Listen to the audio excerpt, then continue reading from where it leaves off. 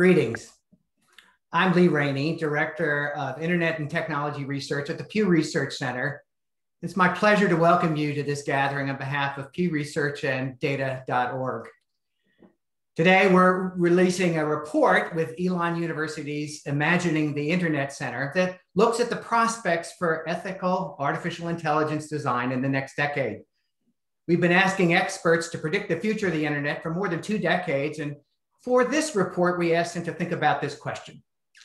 By the year 2030, will most of the AI systems being used by organizations of all sorts employ ethical principles focused primarily on the public good? 602 experts responded to this query, and the headline is that they are generally not upbeat. About 2/3 of them chose the response option, declaring that ethical principles focused primarily on the public good will not be employed in most AI systems by 2030. And 1/3 chose the opposite option, that ethical principles will be employed in most AI systems by 2030. Unlike many of the research projects at the Pew Research Center, this effort is not a scientific public opinion survey. But the respondents to this question were quite diverse, and we feel they represent a broad cross-section of views on this issue. Our 127-page report covers these experts' open-ended responses, explaining their answers to the question. In going through their explanations, we picked up 7 broad themes about the prospects for AI heading towards 2030.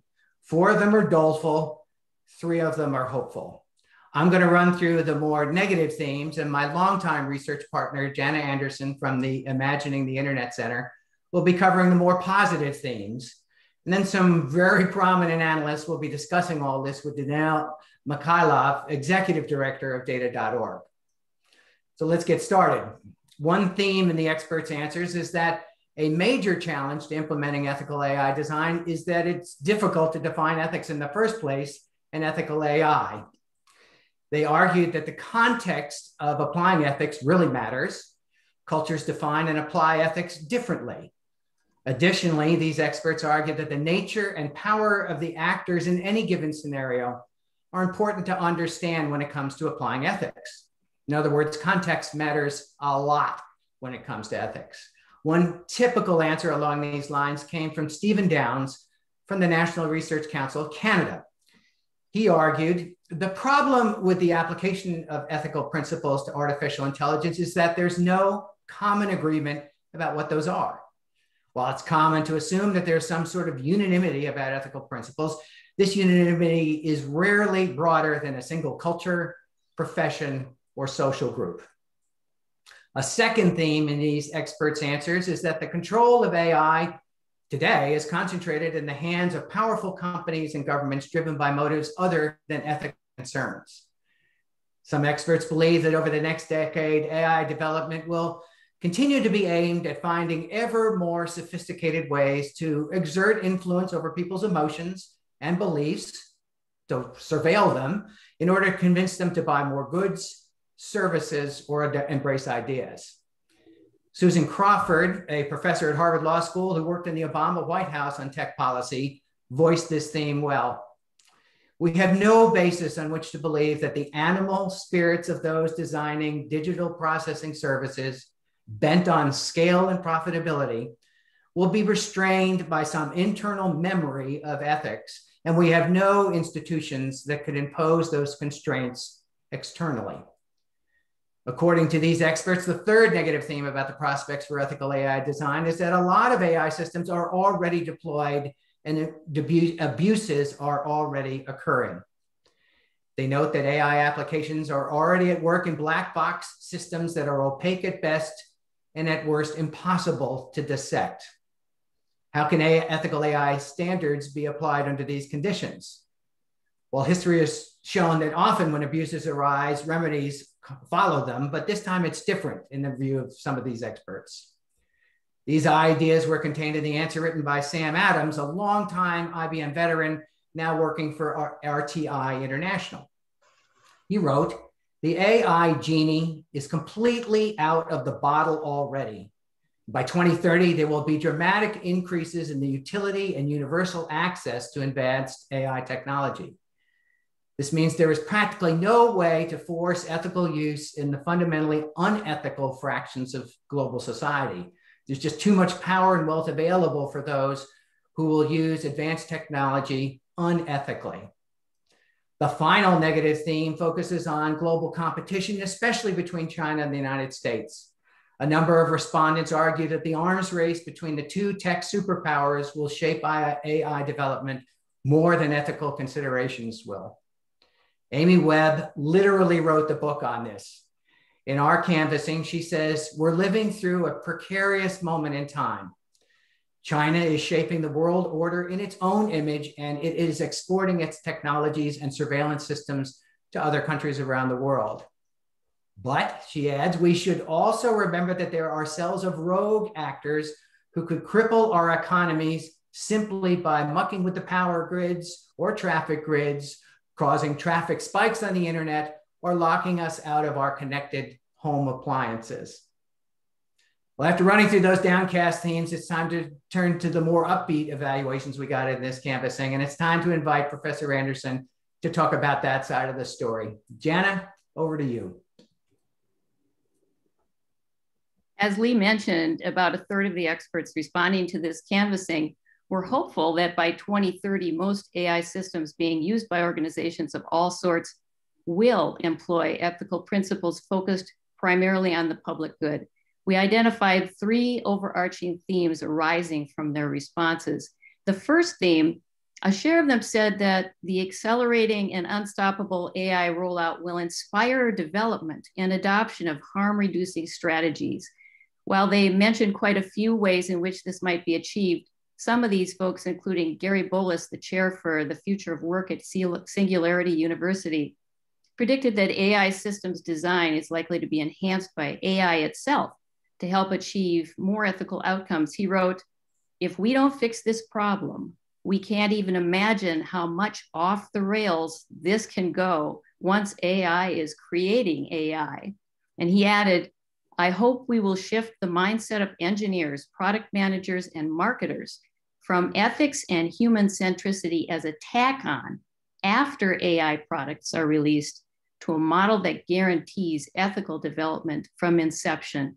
And he predicted massive energy will be focused on new technologies that can sense when other new technologies are created that violate ethical guidelines and automatically mitigate those impacts. The second theme, some of these experts pointed out that we are still in the earliest days of the digital revolution, and they noted that humanity has made acceptable adjustments to the challenges arising out of technological change throughout history.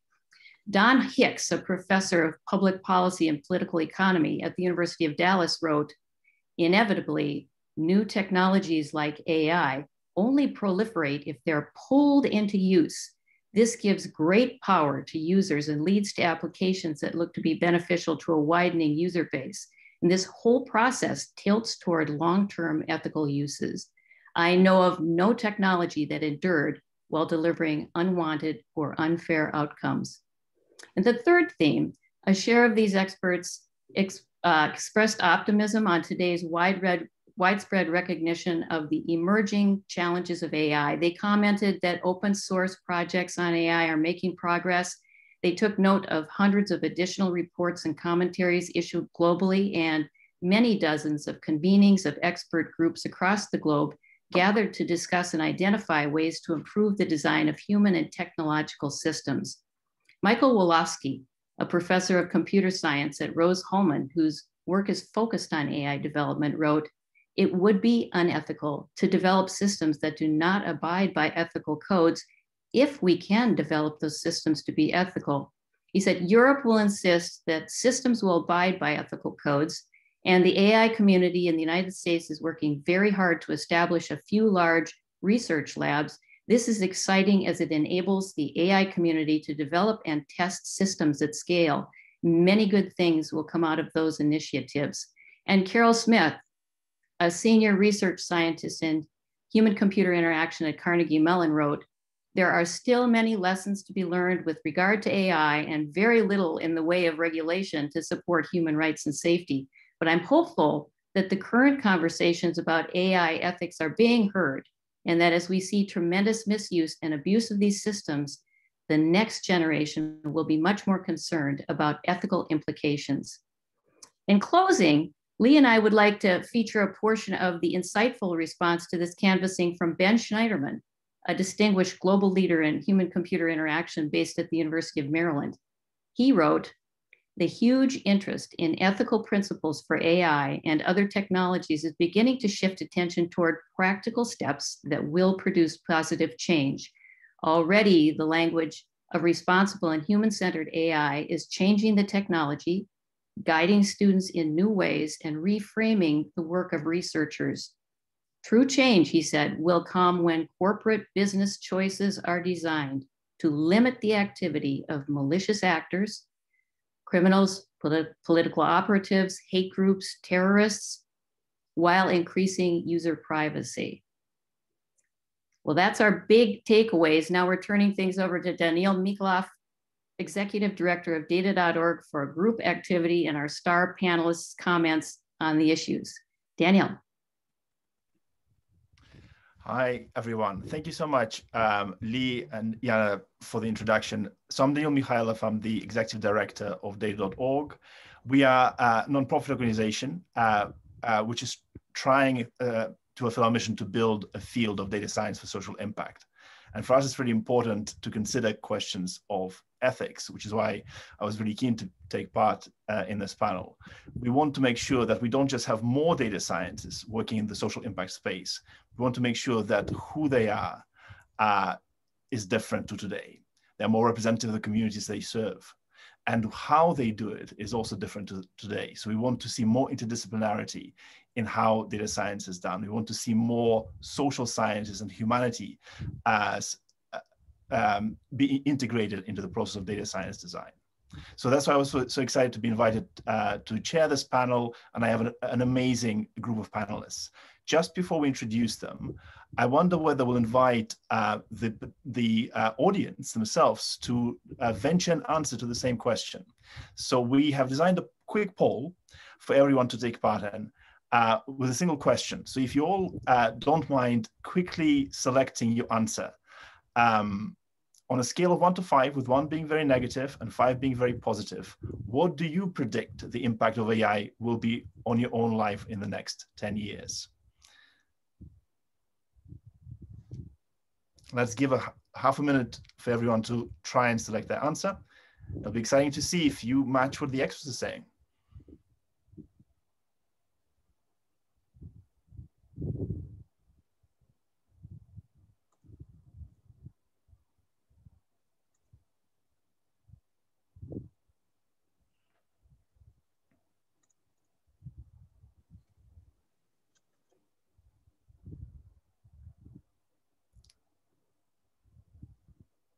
Right. So the results are in. You should all see them in front of you at the moment. Interesting. So a lot of people are in the middle, but I think overall there is a greater preponderance of positivity, which is interesting because for the experts, 2/3 were more skeptical on the side. So we have a bit of a split between the audience and the experts. But great. Thank you for participating in this. So now, without further ado, let's move to our great panelists. So what I'll ask everybody to do is, if you go around, quickly introduce yourself, please. And as you introduce yourself, maybe say a word or two about what surprised you the most about these report findings. If we start with Laura first. Laura Montoya, over to you. Thank you very much. For those who do not know me, my name is Laura Montoya. I am the founder and managing partner of the Accel Impact organizations, including Accel AI Institute, the Latinx AI org, and Research Collab. I'm very excited to be here, so thank you for having me. I think what really blew me away the most about this particular report is how much it focused on a global mindset about the use of AI and its effects and impact on different societies. And so what was very valuable is how it tried to contextualize the fact that different cultures would be impacted differently by the use and development of AI technology, and really tried to sympathize with the fact that companies and corporations are trying to use artificial intelligence, obviously to increase profitability, but then without necessarily taking into account the effects that it might have on those people that are using the technology and the products that they are producing. Thank you. Thank you, Laura. Ethan, over to you next, please. Sure. Hi, I'm Ethan Zuckerman. I am a professor at the University of Massachusetts at Amherst. I am building a new initiative on digital public infrastructure, which is a new approach to non-corporate ways of building critical digital infrastructures. In reading through the report, I was really surprised by this idea that AI seems more like the handle of a basket of complex tech questions. In many cases, I saw people talking less about AI and more about what it means to build and deploy tech ethically, whether it's specifically around machine learning or whether it's this broader question of ethical information technology. AI really magnifies these questions, but it calls attention to the fact that we've got to think about human impacts of technology, even when we're building less opaque tech than machine learning. Who builds the technology? Who's it for? Who does it affect positively and negatively? I found myself in reading through the comments thinking a lot about Virginia Eubanks's work in her book, Automating Inequality, where systems that aren't AI systems, they're really simple sort of bureaucratic systems, end up having unintended and negative effects on people. And I think that realization that those unintended and negative effects can be really serious and that we have to think about them early on is incredibly important. What AI really does most effectively is learn existing patterns and automate them. And that makes it incredibly important to reflect on existing social inequalities and injustices before we find a way to cement them into code. So I'm thrilled that we're having these conversations, but in anything, what I was really fascinated by was just how kaleidoscopic the responses were. When you ask people what they mean by AI, they mean an amazing range of things.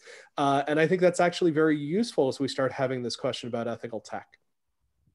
Absolutely, Ethan. I had the same impression, just the variety of answers and the angles people have taken. That in itself says something about the field. Let's go to Nicol next, please. Well, thanks for having me. And I'm happy to be here today as well with a distinguished group of experts. I'm Nicol Turner-Lee. I'm a senior fellow at the Brookings Institution and the director of the Center for Technology Innovation. I work on a range of issues. Shameless plug, I have a book coming out on the U.S. digital divide later this fall.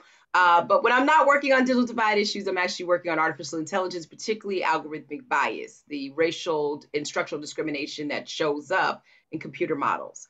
So what I found to be really interesting in the report is the fact that the report is now recognizing that sociologists like myself exist and the need for a socio-technical approach to AI in a way that actually pushes this frame. And I think Ethan hit it right on the ball when we talk about the ambivalence in definition. I think there's a lot of confusion despite the train leaving the station of what we're actually talking about. And I think there's confusion in how this technology actually applies itself to context, to the lived experiences of a variety of populations, and how it actually approaches a global and domestic perspective when we start to talk about governance. And I saw in a lot of the responses sort of the same questions that I asked myself, the extent to which, and I think Ethan sort of touched upon this, that we're going to start to approach upon civil and human rights consequences, in addition to having models that tend to be much more organic and iterative, have unintended consequences on the subjects in which they are employed. And so I think that's a really important distinction, because I think all of us have said this, and I think about the subjects in the report, many of who I know well, but we haven't said it all together. So I really applaud the report to actually bring us all to the dinner table to have this conversation so we can slice this issue up. I think the other thing that I read in the report is that we have to look at this definition from a geopolitical context. And I think what the report also amplifies is as we struggle in our individual countries with these variations of how we define artificial intelligence, how we look at ethics in the model design, how we even see ethics from the design of it all the way to the execution and implementation, that different countries are also thinking about different things. And so I think the report also amplifies the need to have a global context where we begin to be much more cooperative, much more interdisciplinary, and much more defining when it comes to these terms that we're speaking about. And in my work at Brookings, for example, what I'm trying to do is actually develop socio-technical models that we can actually look at that combine the sociological consequences of these emerging technologies, which I like the way the report said it, like the train has left the station, but then also trying to understand what type of consumer feedback loops, what type of technical cadence, and what types of public policies are necessary to ensure that they're not only ethical, but they're lawful and they're also fair. So I'm looking forward to the conversation, and I'm really happy that my colleagues have put out this great literature so that we as scholars and policymakers can begin to think about our own work within that context. Thanks, Nicole. And I really hear you on when you started saying sociologists now exist. So I started my career as an anthropologist and sociologist. And for many years, people in tech thought, why? What a strange career start for a tech person. But now no longer. No. Every engineer should have a sociologist as a friend. I say that in every panel. We're good people. We are. And now to Stewart. Thank you, Danil. I am excited to be here as well. I am the head of data science at Seagen, formerly called Seattle Genetics. And when I'm not working at Seagen, I moonlight as board chairman, Data Science Nigeria. Data Science Nigeria is the foremost data science community in Africa. So I work with Bayo Adekami, the founder, and just a group of talented data scientists in that part of the world to begin to achieve their goal of training 1 million data scientists by the end of this decade. So I'm preoccupied with that. So what's the surprise? I think it's already come up this morning, right? So as a computational linguist by training, there is a salient understanding of ethics. It's about good. What is good for the individual and what is good for the society. But a team of experts in this report basically have a cynical view of the future. And this morning, when you polled this community, it's the inverse. There is hope. And so that's the big surprise, that the experts are cynical, but the community, 75% of the world out there is hopeful about this technology. Thanks, Uwe. So the way we will run it, and everyone in the audience as well, what we'll try to do, we have a few prepared questions, and I'll go through and ask each member of the panel a question. But please, if you have a burning question of your own in the audience, please do try to post it. And I have WhatsApp open. I have too many screens in front of me, as all we do in this 21st century. But I'll try to keep an eye out on the other screen. And if there's a question that pops up, we'll try to insert one of your questions as well. So let's start, Laura, with you.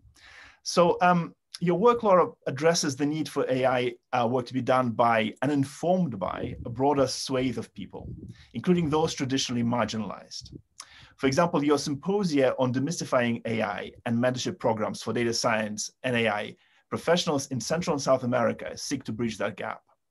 How do you see these kinds of programs contributing to ethical AI? And what is the role of education, both traditional and informal? Of course, thank you very much, Danil. So for those that are not familiar with our programs, the Demystifying AI Symposium started back in 2016 with the Accel AI Institute organization, and they actually started here in the US. And the focus was to help underrepresented groups just transition into artificial intelligence and machine learning. And so that's not a transition necessarily to become an engineer or a researcher, but just to better understand what it means to do AI, to work with these types of technologies, and to apply it to other areas of work and to life. And so a lot of these people who attended our sessions in the beginning were people who maybe worked in marketing, maybe they worked in agriculture, maybe they worked in retail, right? These are normal citizens that wanted to better understand what AI meant at a time when all of the hype around artificial intelligence had not really blown up yet, right? Over these past couple of years. So, and then since then also, there have been a lot of other resources that have become available to teach individuals to do this type of work. And so we're very thankful for that as well. But for us, we think that programs like ours that have been developed not only for education, but also for research, really help to inform the population and really equip them to better use these technologies and also make decisions about the products that they are utilizing that are being developed by large corporations today. And so once someone understands what a technology is, how it is developed, how they can apply it in their own life, and then also how corporations develop these technologies, then they are better equipped to also make better decisions for themselves, to vote with their dollars, to vote with their data, and to vote on public policy that potentially will affect them as well. So the impacts, of course, are amazing when it comes to this. But when you think about cultures and communities outside of the US, that impact could be even greater. So for the work that we're doing with the Latinx and AI organization, for example, which a lot of that focuses more on research, we will also be releasing specific classes that will be available to our community, which have not been available yet, because a lot of the information and resources that are available are primarily released in English, right? Which obviously creates a barrier to entry for those members of our community. So we are actually redeveloping many of the materials that are currently available today from companies and organizations like MIT, like Harvard, like Yale and Princeton, and we are translating them into English and presenting them in a format that is more accessible for our members.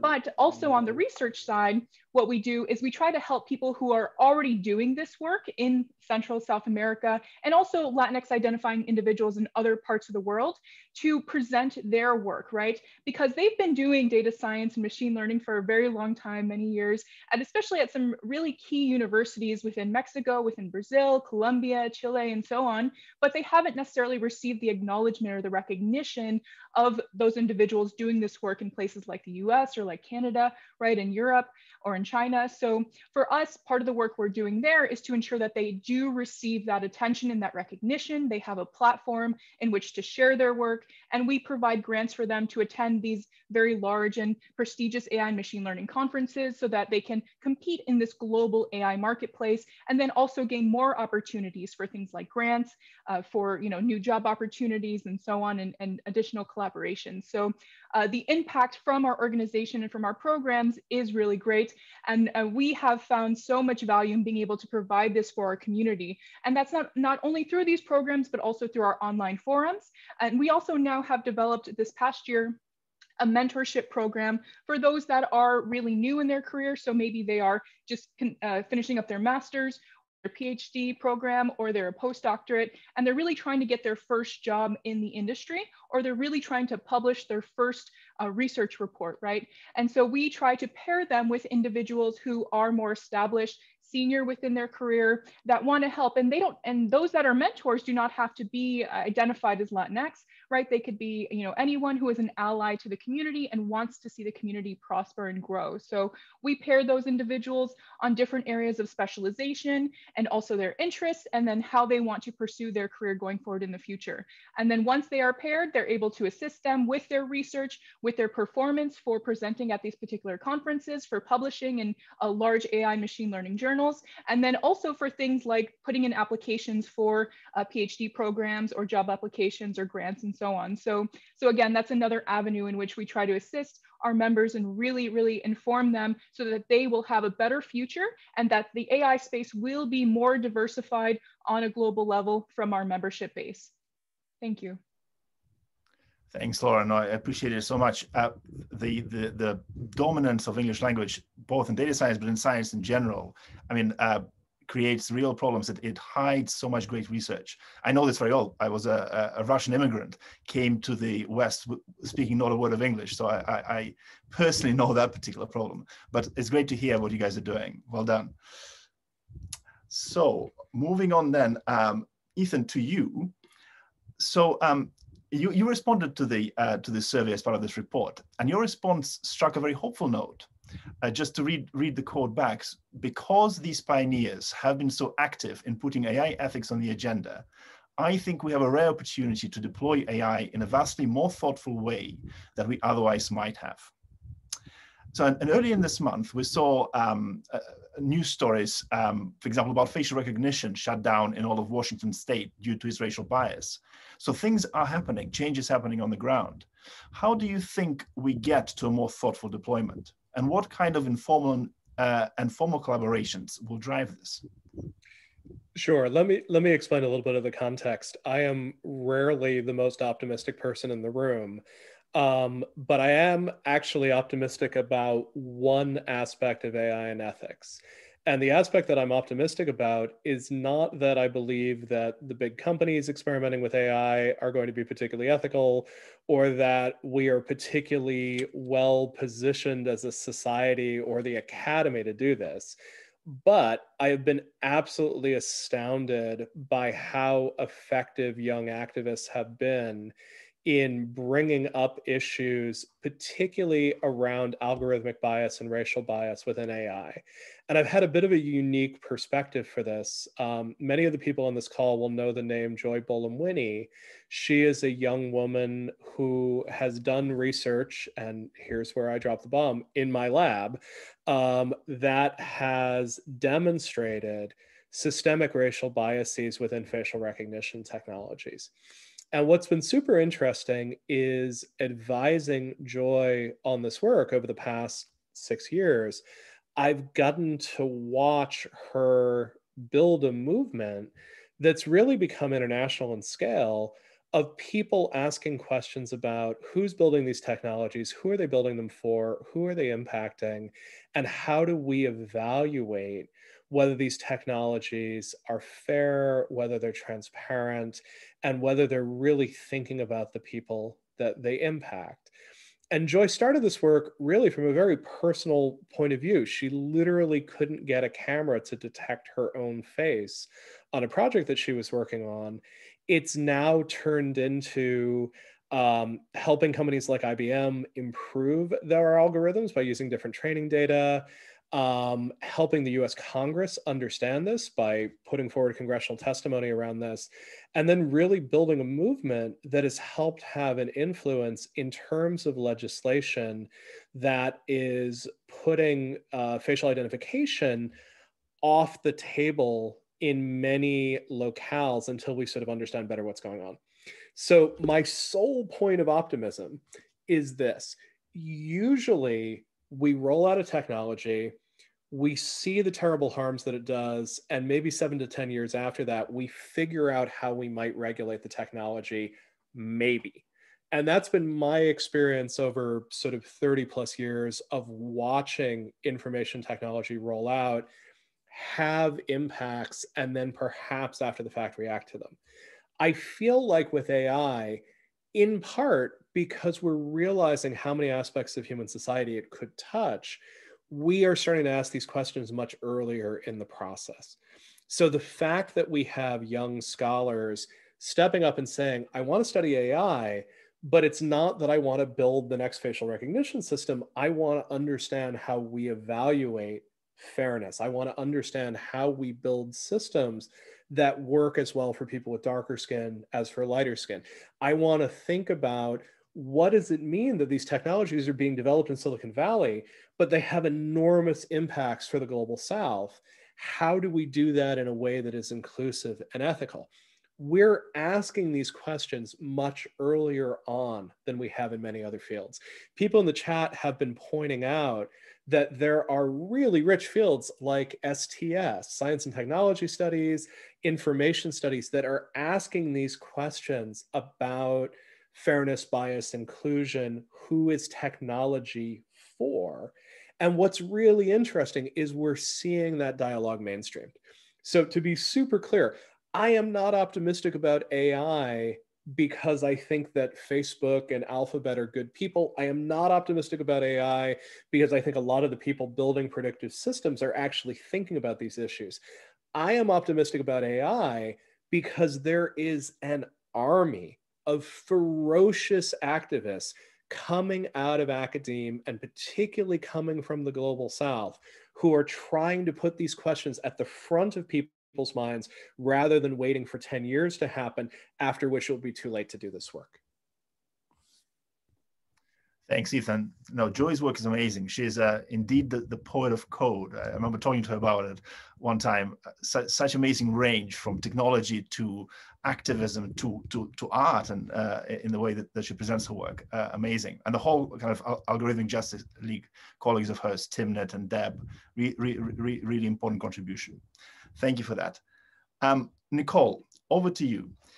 So your work, Nicol, and your upcoming book look at issues of wealth, poverty, technology access, and the digital divide. People unable to access digital technology is one form of injustice, but perhaps even more pernicious is the lack of diverse populations building the technology. Is this an area you see improving? Why or why not? And as we discuss AI, how does the digital divide correlate with the availability of AI?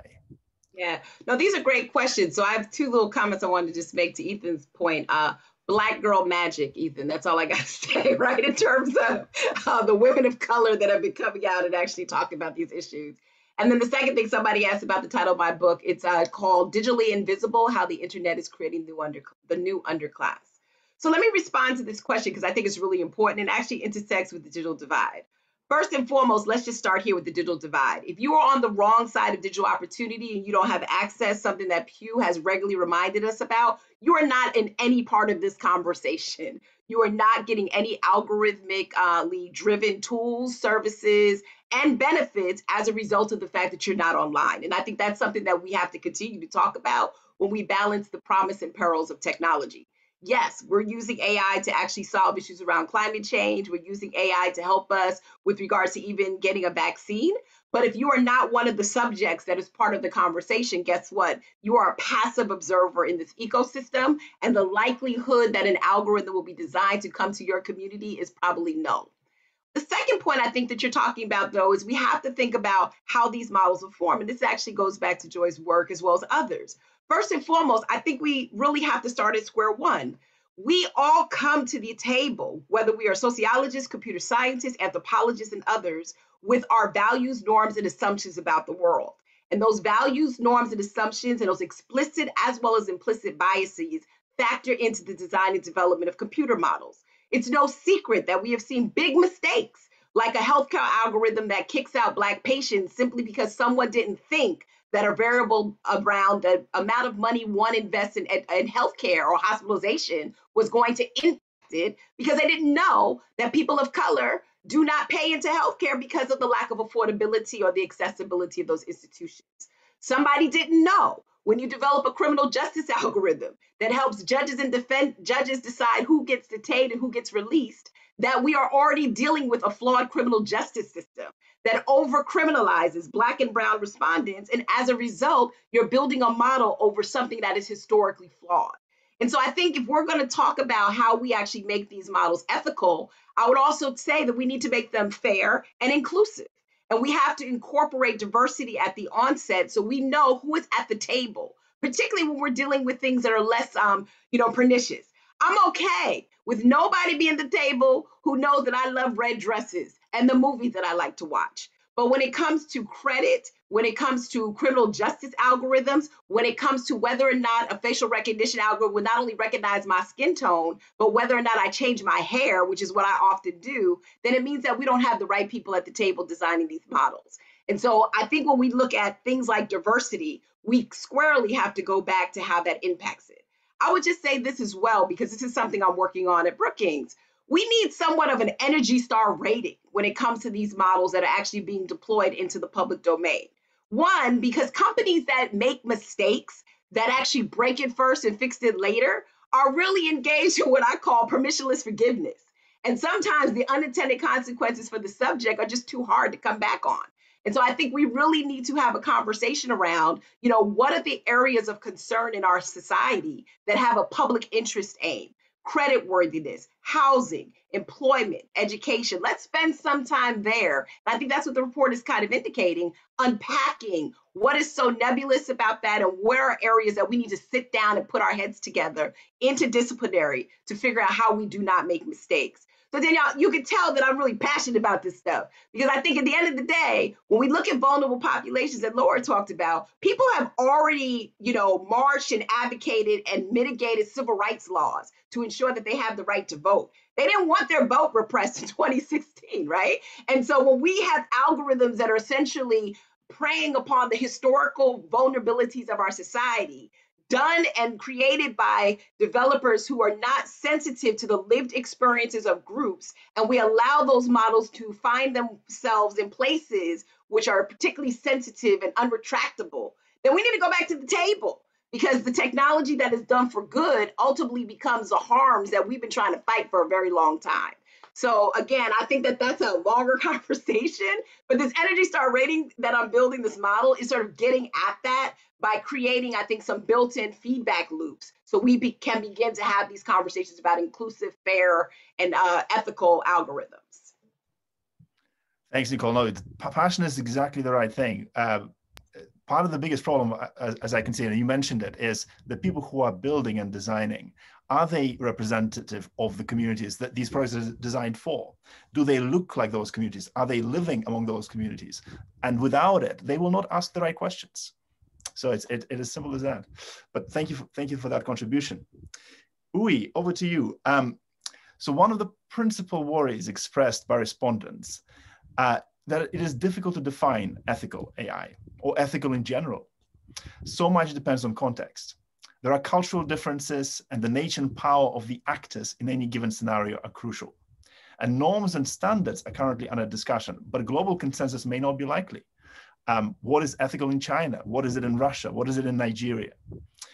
So what concerns about applications of data science rise to the fore in Nigeria, for example? Let's start with that.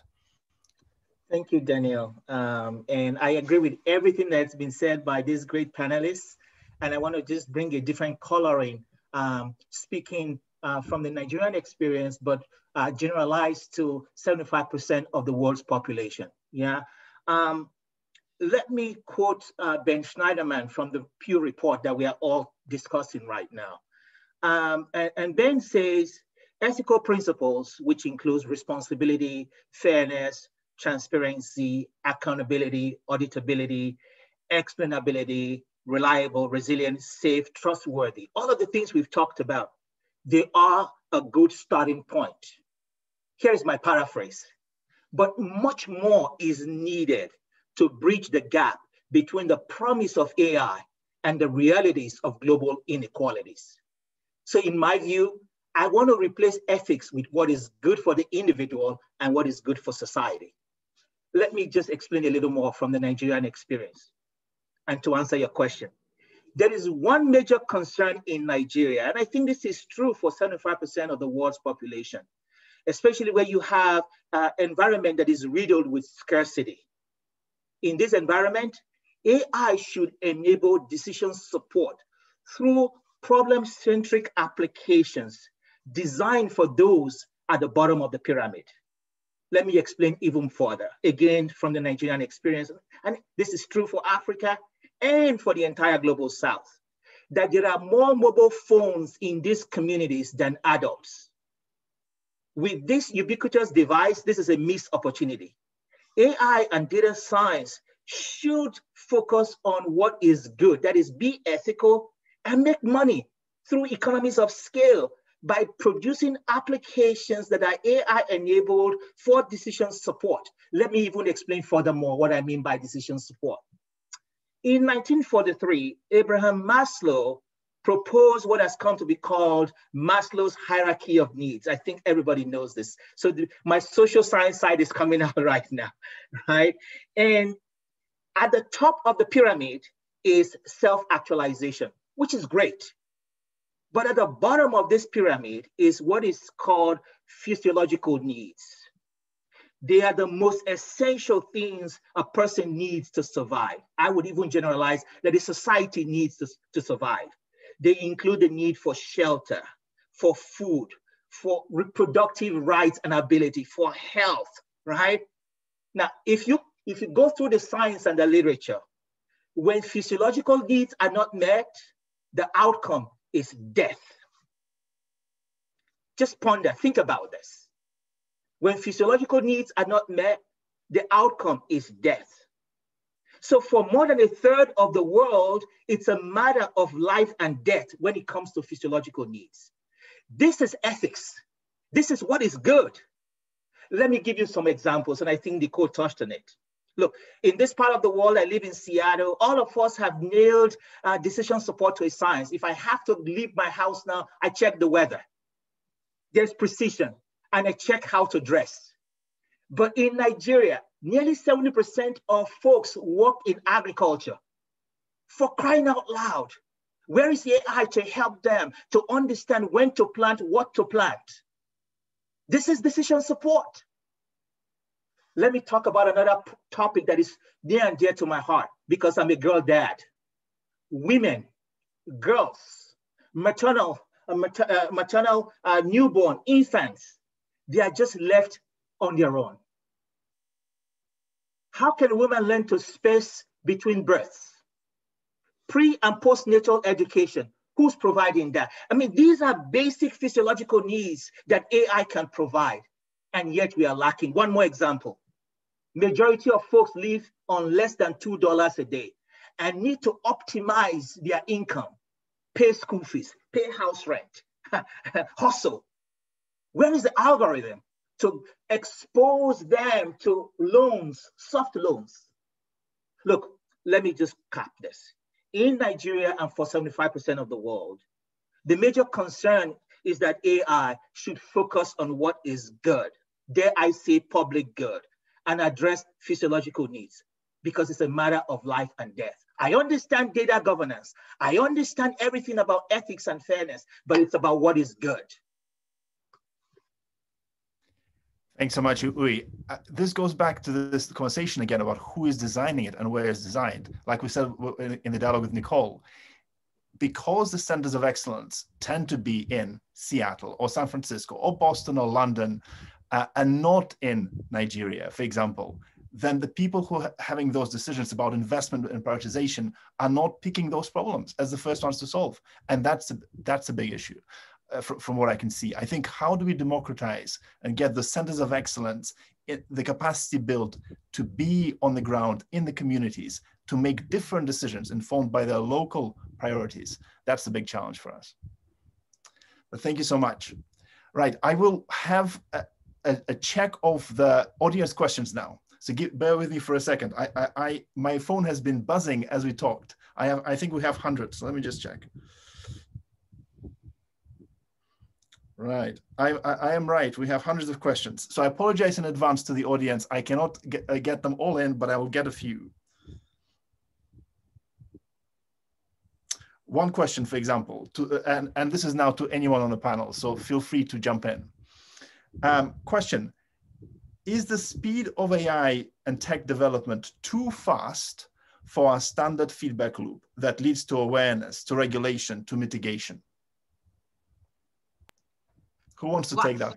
I mean, I could jump in. I do think that the speed of AI is faster than policymakers. I mean, I sit within policy, and I know that policymakers are trying to understand what AI developers are actually talking about. And that's problematic, right? Because basically on the two sides of the black box, you have the folks that are actually more interested in the model inputs and outputs, and you have the folks on the other side of the black box who are interested in the determinations and the predictions. I think in that case, I think it's important for us to sort of have, and I like this new leaning towards explainability models, right? Where we're actually getting folks to understand what lane should you play in.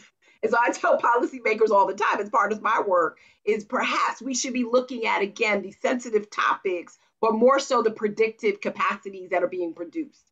One thing we're not going to do, and I think this goes back to Laura's earlier point, unless we take the same approach that we're trying to do with creating more representation in the field, of bringing more data scientists to the government agencies and regulatory agencies, we're going to continue to see this mismatch. So I tell policymakers, where you are best is when you see this collective or disparate impact that actually happens among groups of affected populations, and you trigger the flag to say, hey, wait a minute, this is not working.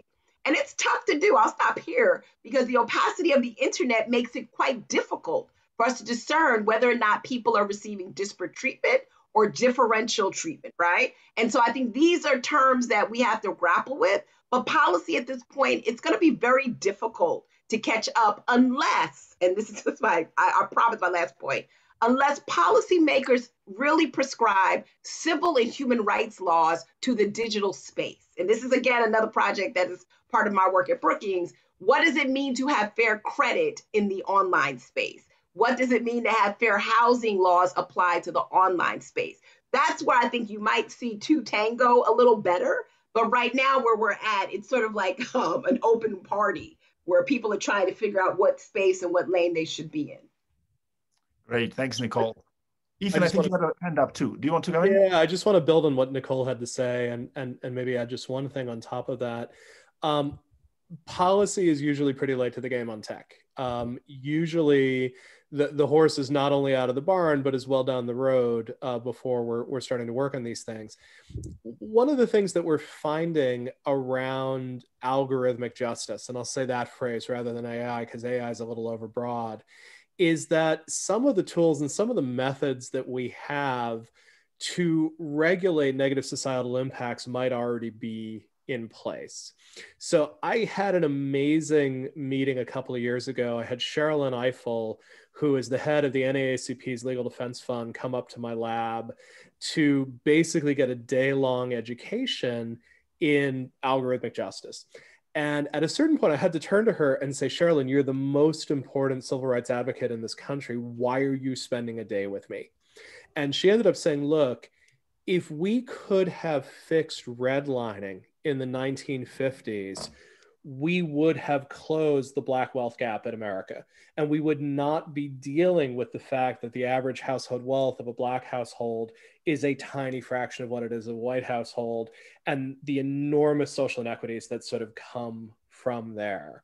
So there's things that we know how to do. We know how to use the measure of disparate impact. We know how to look at something and say, this system is not affecting BIPOC people the same way that it is affecting white people. This system is not affecting Nigerians the same way that it's affecting Americans. And that is an injustice, and we should take some action on that. So I don't know that we actually have to start from scratch on this. I think when we look at questions like access to credit, we know that access to housing or access to employment creates certain standards that we enforce and that we follow through a policy framework. If AI is putting us in that same place, that ability to audit these systems by testing them for disparate impact is one of the most important things that we can do. So basically, I would like to jump in as well if I can. Laura. Yes, thank you. So I have to agree with Nicol and Ethan, of course, but one of the points I would like to make is AI isn't necessarily developed in a pace as rapid as we think it is, right? So for example, facial recognition was originally developed in the 1960s, right? So this technology has been around a long time, and only now are laws being put in place that are banning this technology, right? So potentially the pace of AI development isn't necessarily the issue. It's the widespread application once the technology becomes available for use by the normal population through corporate, funding and so on. And so what has to happen, of course, is that checkpoints, as Ethan was saying just a moment ago, have to be put in place, and really ideas around how to operationalize ethical AI development has to be put in place from the beginning, from the researchers, right? So if you think about, and I know that one of Joy Bulamwimi's, collaborators oftentimes is Timnit Gebru, right? Another amazing AI researcher, especially within the ethical AI space.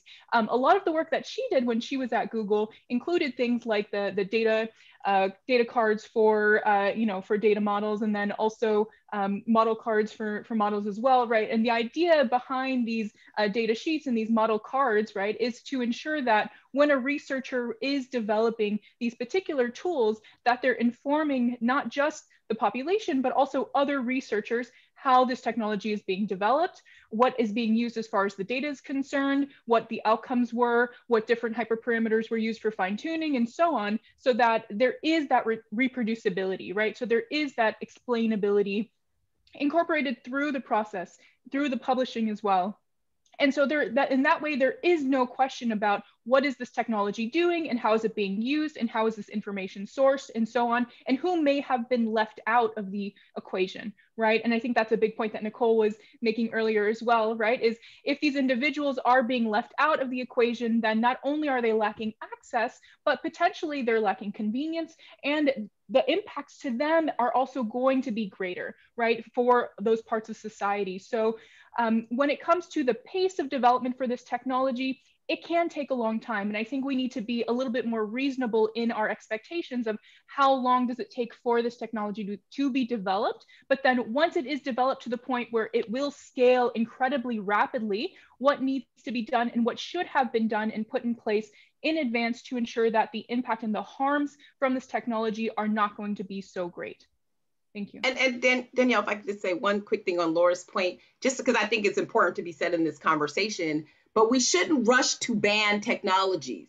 They should be perfected, because I think we do a disservice when we say, well, this technology is going to have this impact, so let's just not use it. So what does that mean? I, as a Black woman, cannot be, my face cannot be optimized facial recognition. We have to keep pushing people to do the things we're talking about today to make the technology more generally purposed. That's so important. Thank you all. No, great point, great discussion. We only have a few minutes. One thing I wanted to finish on as a kind of open question and a concluding remark all in one because of the time is, so one of the things I did in a data team I led in Wellcome Trust is we introduced social scientists, particularly STS scholars, into a working data product team. And we tried an experiment for a couple of years where we literally tried to create a common language between the two type of experts. How can they collaborate on an actual live product, not audited later, not write principles in front, but during the product development, integrate into the agile cycle. And, you know, no surprises, it was not easy. You know, culture clash, lots of work. Eventually we got somewhere. So I wanted to leave you with an open question, maybe just going around quickly with a few words only. How do we bridge the divide between kind of computer science scholars who are often mathematics centered, and computer science scholars who are often social sciences, STS centered? How do we bring those cultures together? How do we get more common terminology, language between them? Can I, Daniel, this is Uyi. I am going to break protocol here. I won't answer your question. I will leave that to my colleagues in the panel, but there's an elephant in the room that I just want to spend 30 seconds to address. The issue of data governance, infrastructure, 5G, and who owns the data. Because at the end of the day, right, I speak from the Nigerian context and for 75% of the world, right, population, right? If this is the new natural resource, and we know that the encroachment that is happening, especially from the Chinese government, right, and infrastructure, what are we going to do about it, right? We can talk ethics all we want, but do we have agenda across these populations that regulate and ensure that the data sits within the country and that it's not put to unintended uses? I just want to throw that out. That is the elephant in the room, and it's something we need to address fundamentally as we think about ethics and what is good. Now let the rest of the panelists answer your question on social science. I'm happy for panelists to take either question because both are important. Please, Laura, Ethan, Nicol. Well, to Yui's point, I would like to say, you know, how can you control a government's use of anything, right? At this point, we have struggled, you know, as an entire planet to even have different governments control and regulate the use of things like nuclear weapons, right? So if you cannot get them, at least those countries who are resourced enough to develop that type of technology, to not use them to harm other countries and other citizens and other cultures, right? How will we be able to then implore these same types of ideas to ensure that they're not using something like artificial intelligence, which, by the way, I would say could be more harmful in a lot of ways, right? Because the impact of AI is going to be greater necessarily than, you know, dropping a bomb on one group of people or you know, a group of citizens, right? Because it can harm over generations, over time, and it can harm in a way that people are not aware of, right? And do not have that recognition or, you know, education to understand the harms that are being caused to them. So I think in that way, the use of that technology and the regulation of that technology for these different government entities is going to be much more important and also have a greater impact as well. So that's all I'll say on that topic. Thank you so much. And I'm sorry for the others. We've run out of time. I'm being told by the back channels to wind it up. But thank you so much to the panel. Such a great discussion, all of you. Laura, Ethan, Nicol, Uyi. Lee, over to you for a final word. Thanks so much, Danil. It's been wonderful to hear this conversation and to and to think that we made a little bit of a contribution to advancing the conversation. That's what we try to do with these reports. And you've affirmed that we weren't too late to the party, although a lot of energy is being poured into this issue now. Thank you, everybody, so much for coming. We're very grateful. And thanks to the panelists for such smart commentary. Bye now. Thank you, everyone. Goodbye.